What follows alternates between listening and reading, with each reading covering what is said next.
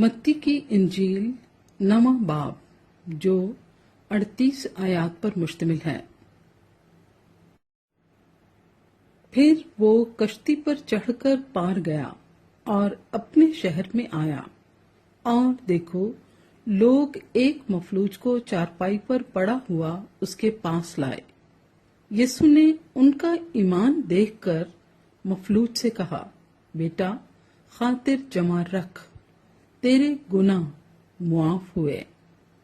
और देखो बास फकीहों ने अपने दिल में कहा, ये कुफ्र बकता है। यीशु ने उनके ख्याल मालूम करके कहा कि तुम क्यों अपने दिलों में बुरे ख्याल लाते हो। आसान क्या है ये कहना कि तेरे गुनाह मुआफ हुए, या ये कहना कि उठ और चल फिर। लेकिन इसलिए कि तुम जान लो कि इब्ने आदम को जमीन पर गुनाह मुआफ करने का इख्तियार है। उसने मफलूज से कहा, उठ, अपनी चारपाई उठा और अपने घर चला जा। वो उठकर अपने घर चला गया। लोग ये देखकर डर गए और खुदा की तमजीद करने लगे जिसने आदमियों को ऐसा इख्तियार बख्शा।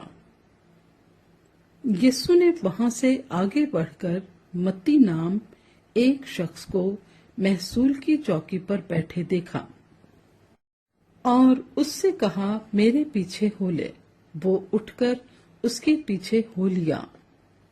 और जब वो घर में खाना खाने बैठा था तो ऐसा हुआ कि बहुत से महसूल लेने वाले और गुनहगार आकर यीशु और उसके शागिर्दों के साथ खाना खाने बैठे। फरीसियों ने ये देखकर उसके शागिर्दों से कहा, तुम्हारा उस्ताद महसूल लेने वालों और गुनहगारों के साथ क्यों खाता है। उसने ये सुनकर कहा कि तंदुरुस्तों को तबीब दरकार नहीं बल्कि बीमारों को।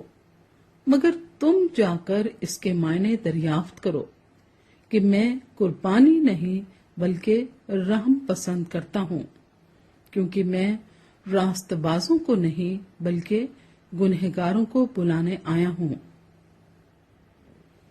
उस वक्त यूहन्ना के शागिर्दों ने उसके पास आकर कहा, क्या सबब है कि हम और फरीसी तो अक्सर रोजा रखते हैं और तेरे शागिर्द रोजा नहीं रखते।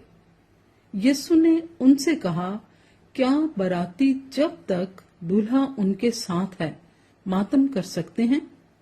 मगर वो दिन आएंगे कि दूल्हा उनसे जुदा किया जाएगा, उस वक्त वो रोजा रखेंगे। कोरे कपड़े का पैबंद पुरानी पोशाक में कोई नहीं लगाता, क्योंकि वो पैबंद पोशाक में से कुछ खींच लेता है और वो ज्यादा फट जाती है।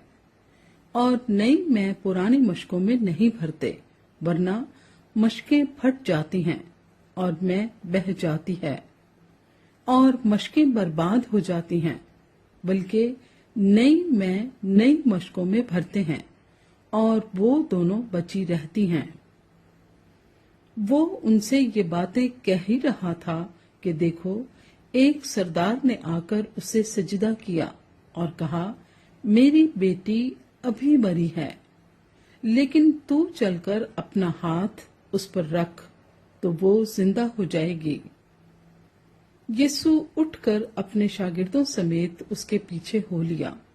और देखो एक औरत ने जिसके 12 बरस से खून जारी था उसके पीछे आकर उसकी पोशाक का किनारा छुआ, क्योंकि वो अपने जी में कहती थी कि अगर सिर्फ उसकी पोशाक ही छू लूंगी तो अच्छी हो जाऊंगी। यीशु ने फिर कर उसे देखा और कहा, बेटी खातिर जमा रख, तेरे ईमान ने तुझे अच्छा कर दिया। बस वो औरत उसी घड़ी अच्छी हो गई। और जब यीशु सरदार के घर में आया और बांसुरी बजाने वालों को اور بھیڑ کو غل مچاتے دیکھا تو کہا ہٹ جاؤ، کیونکہ لڑکی مری نہیں بلکہ سوتی ہے۔ وہ اس پر ہنسنے لگے، مگر جب بھیڑ نکال دی گئی تو اس نے اندر جا کر اس کا ہاتھ پکڑا اور لڑکی اٹھی، اور اس بات کی شہرت اس تمام علاقے میں پھیل گئی۔ جب یسوع وہاں سے آگے بڑھا تو 2 اندھے اس کے پیچھے یہ پکارتے ہوئے چلے کہ اے ابن داؤد ہم پر رحم کر۔ جب وہ گھر میں پہنچا تو وہ اندھے اس کے پاس آئے، اور یسوع نے ان سے کہا، کیا تم کو اعتقاد ہے کہ میں یہ کر سکتا ہوں؟ انہوں نے اس سے کہا، ہاں خداوند۔ تب اس نے ان کی آنکھیں چھو کر کہا، تمہارے اعتقاد کے موافق تمہارے لیے ہو، اور ان کی آنکھیں کھل گئیں۔ اور یسوع نے ان کو تاکید کر کے کہا، خبردار، کوئی اس بات کو نہ جانے۔ مگر انہوں نے نکل کر اس تمام علاقے میں اس کی شہرت پھیلا دی۔ جب وہ باہر جا رہے تھے تو دیکھو، لوگ ایک گونگے کو جس میں بدرو تھی اس کے پاس لائے، اور جب وہ بدرو نکال دی گئی تو گونگا بولنے لگا، اور لوگوں نے تعجب کر کے کہا کہ اسرائیل میں ایسا کبھی نہیں دیکھا گیا۔ مگر فریسیوں نے کہا کہ یہ تو بدروحوں کے سردار کی مدد سے بدروحوں کو نکالتا ہے۔ اور یسوع سب شہروں اور گاؤں میں پھرتا رہا، اور ان کے عبادت خانوں میں تعلیم دیتا، اور بادشاہی کی خوشخبری کی منادی کرتا، اور ہر طرح کی بیماری اور ہر طرح کی کمزوری دور کرتا رہا۔ اور جب اس نے بھیڑ کو دیکھا تو اس کو لوگوں پر ترس آیا، کیونکہ وہ ان بھیڑوں کی مانند جن کا چرواہا نہ ہو، خستہ حال اور پراگندہ تھے۔ تب اس نے اپنے شاگردوں سے کہا کہ فصل تو بہت ہے لیکن مزدور تھوڑے ہیں، پس فصل کے مالک کی منت کرو کہ وہ اپنی فصل کاٹنے کے لیے مزدور بھیج دے۔